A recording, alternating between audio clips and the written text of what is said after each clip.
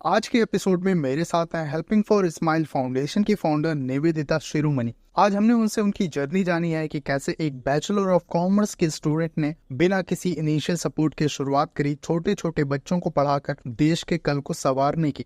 हम जानेंगे helping for smile foundation को स्टार्ट करने के बाद उनकी लाइफ किस तरह से चेंज हुई, इस जर्नी में क्या क्या चैलेंजेस आए और उनको किस तरह से निवेदिता ने टैकल किया। वो बताएंगी फाउंडेशन के फ्यूचर प्लान्स और स्टोरीज की किस तरह से हेल्पिंग फॉर स्माइल के इनिशिएटिव्स ने कम्युनिटीज और इंडिविजुअल्स पर पॉजिटिव इम्पैक्ट डाला। वो कौन सी की क्वालिटीज हैं जो एक फाउंडेशन को सक्सेसफुली रन करने के लिए मस्ट हैव होती हैं। Hello everyone, welcome to the Mridu Sachan show. आज मेरे साथ हेल्पिंग फॉर स्माइल फाउंडेशन की founder Nivedita Shiromani. Welcome ma'am. Thank you so much, Madhur, for inviting me on your wonderful show. Alright ma'am, तो सबसे पहले मैं आपकी जर्नी के बारे में जानना चाहूँगा। कैसे एक बैचलर ऑफ कॉमर्स की स्टूडेंट ने हेल्पिंग फॉर स्माइल फाउंडेशन की शुरुआत करी? ज़रूर मैं बताना चाहूँगी। ड्यूरिंग एकेडमिक्स मेरी ये जर्नी रही है और हेल्पिंग फॉर स्माइल फाउंडेशन जो कि 6 बच्चों से स्टार्ट हुआ था। मेरा कॉलेज हुआ करता है अरमापुर पीजी, तो वहाँ से जाने के लिए दादा नगर क्रॉसिंग का सामना करना पड़ता है। तो एक बारी मेरी नज़र पड़ी थी कि कुछ बच्चे हैं वो भीख मांग रहे हैं। तो मन में आया कि ऐसा क्या रीज़न हो सकता है, क्योंकि उनकी जो उम्र थी वो बहुत छोटी थी। और जब मैंने उनकी बात मतलब उनसे पता किया कि बेटा कि तुम्हारे पेरेंट्स कहाँ रहते हैं, तो उन्हें वो तुरंत से भाग गए। और जब पता लगा कि उनसे कोई एक लड़का भीख मंगवाया करता था और उनके पेरेंट्स घर में रहते ही नहीं थे, तो फिर मन में ये आया कि आज ये बच्चे कुछ पैसों की लालच में भीख मांग रहे हैं, कल को चल के ये टेररिस्ट भी बन सकते हैं। क्योंकि अगर हम देखें तो हमारे यहाँ टेररिस्ट कैसे बनते हैं, उनको भी तो लालच ही होता है ना किसी चीज़ का कि हमें कुछ मिलेगा।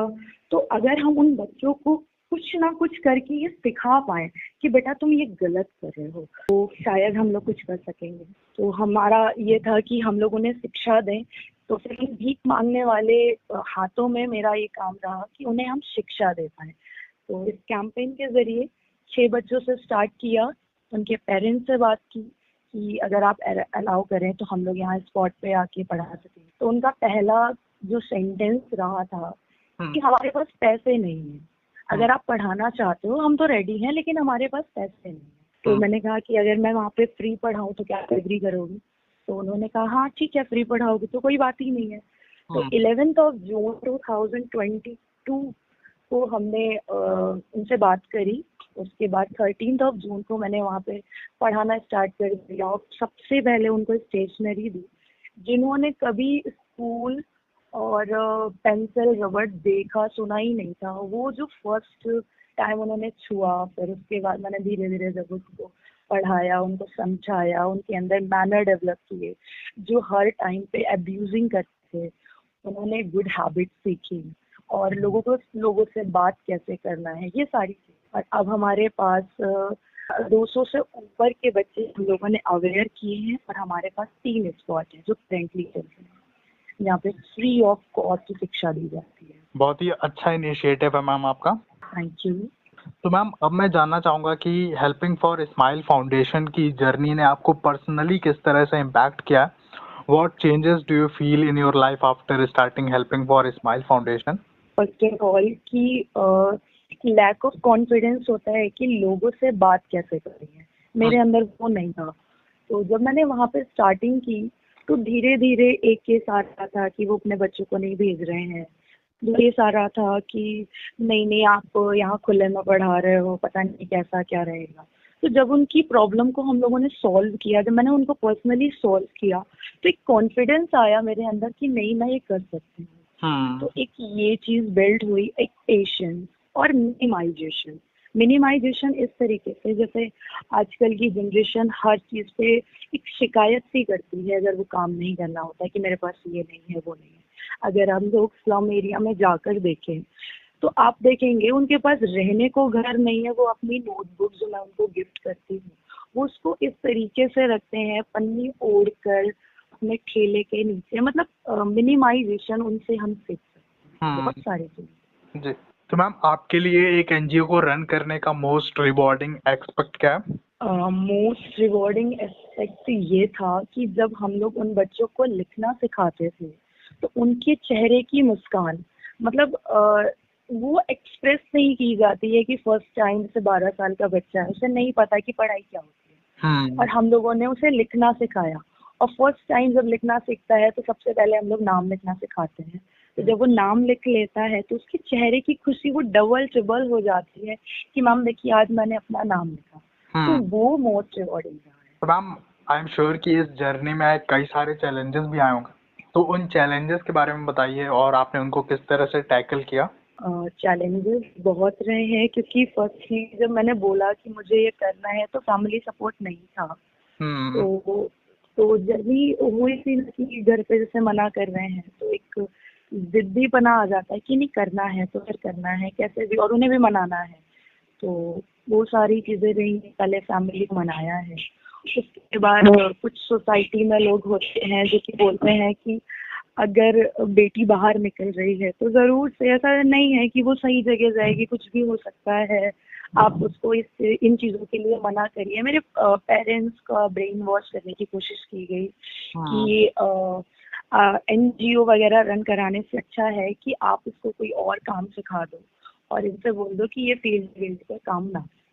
तो वो सारी चीज़ों को फेस करना, उसके बाद अपने पेरेंट्स को खुद की सपोर्ट में लाना, तो ये बहुत चैलेंजिंग रहा है कि बीकॉम करने के लिए भी मुझे चैलेंज फेस करना पड़ा है कि जो लड़कियां होती हैं उनको केवल और केवल बीए करना चाहिए क्योंकि लड़कियों के लिए वही बना हुआ है और कोई नहीं है। तो ये सारी चीज़ें, उनका माइंडसेट चेंज करना कि हमारी जो जनरेशन है वो बहुत आगे बढ़ चुकी है। तो अब इन सारी चीज़ों पे मैं काम कर रही हूँ। राइट नाउ मैं एलएलबी कर रही हूँ जिसमें मैं अपने अधिकारों के साथ साथ लोगों के अधिकारों के बारे में भी कैंपेन करती हूँ। जी मैम। तो मैम अब आपके पेरेंट्स का क्या रिएक्शन रहता है आपके काम के टुवर्ड्स? अब तो मेरे पेरेंट्स मुझे बहुत सपोर्ट करते हैं, इवन उन्हें बहुत प्राउड फील होता है कि अच्छा हुआ हमने इन्हें रोका नहीं, अगर रोका होता तो शायद ये चीज़ें नहीं होती। जी मैम। तो मैम कोई स्टोरी शेयर करना चाहेंगी जिससे हेल्पिंग फॉर स्माइल ने इंडिविजुअल या कम्युनिटीज पर जो इम्पैक्ट डाला है वो इलस्ट्रेट हो सके? स्टोरी हाँ बिल्कुल शेयर करना चाहूँगी। एक्चुअली एक बार की बात है, स्पॉट पे हमारी क्लास चल रही थी, तो एक दिन इमरजेंसी कॉल था जिसकी वजह से मुझे जाना पड़ा।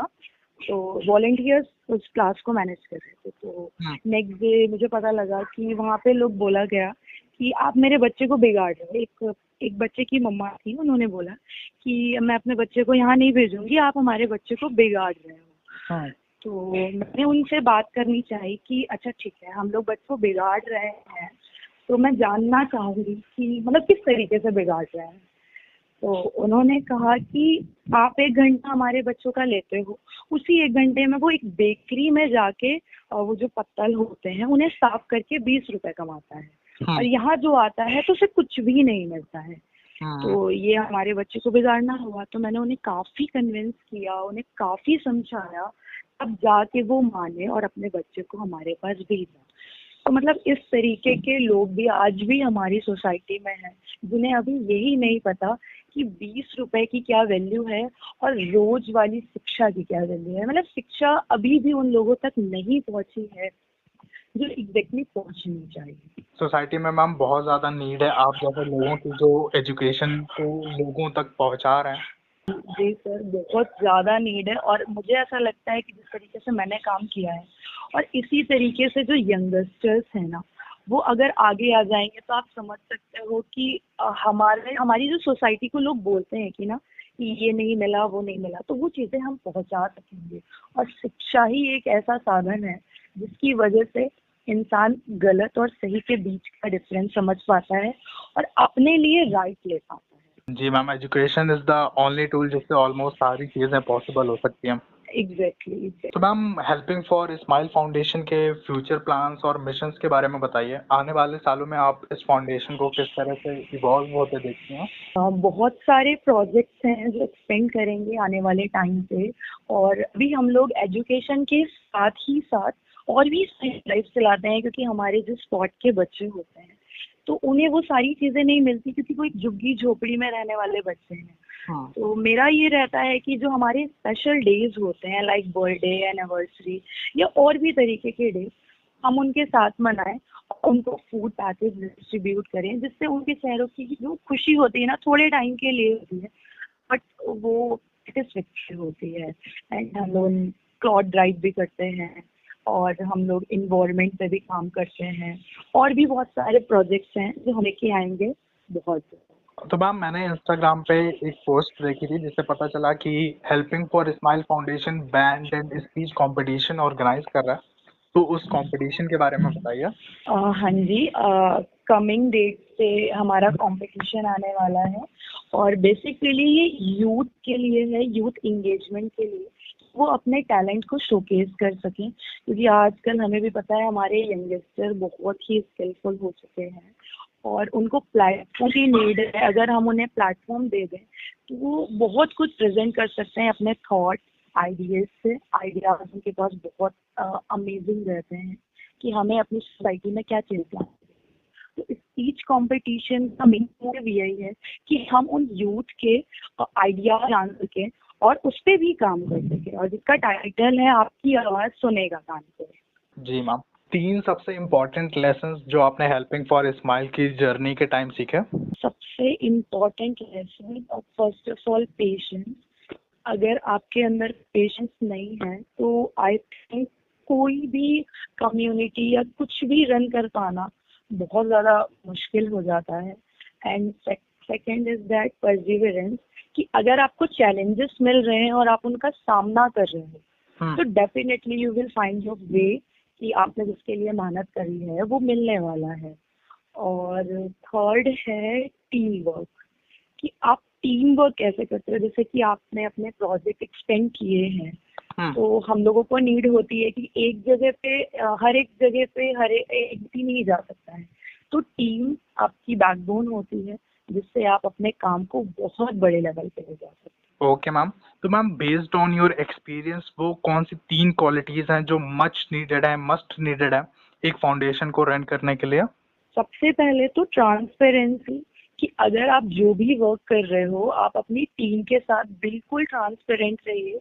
कोई भी चालाकी आपके फाउंडेशन को बहुत टाइम तक आगे नहीं ले जाएगी।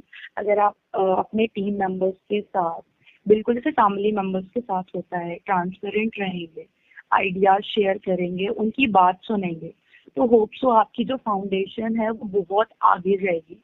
And the second thing is communication, बहुत ज़रूरी है। जैसे आपने टीम बना ली और आप उनसे कम्युनिकेट नहीं कर रहे हैं तो आपकी टीम बहुत टाइम तक नहीं चलती है। तो आपको टाइम टू टाइम मीटिंग के थ्रू या कैसे भी करके उनसे कनेक्टिविटी रखनी चाहिए। And third thing I think passion होना चाहिए। किसी भी काम को करने के लिए मच नीडेड क्वालिटी है पैशन। अगर आपके अंदर उस काम को करने का डेडिकेशन एंड जुनून नहीं है तो आई डोंट थिंक कि आपका जो भी काम है वो सक्सेसफुल हो सकता है।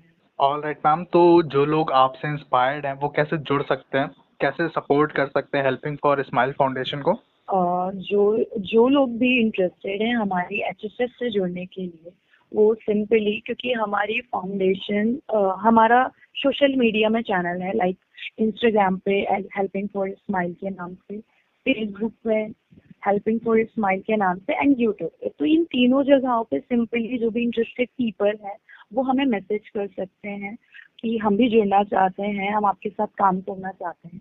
तो इजीली मेरी जो टीम है वो उनसे कनेक्ट करेगी, उन्हें व्हाट्सएप ग्रुप पे जोड़ेगी और वो किस तरीके से हमारे साथ काम कर सकते हैं बेस्ड देयर एबिलिटी, उन्हें उस काम के लिए हम लोग रिसर्च करेंगे। ऑल राइट मैम, तो आपके फाउंडेशन के सारे सोशल मीडिया हैंडल के लिंक्स मैं डिस्क्रिप्शन में दे दूंगा, तो हमारी ऑडियंस वहां से कनेक्ट कर सकती है।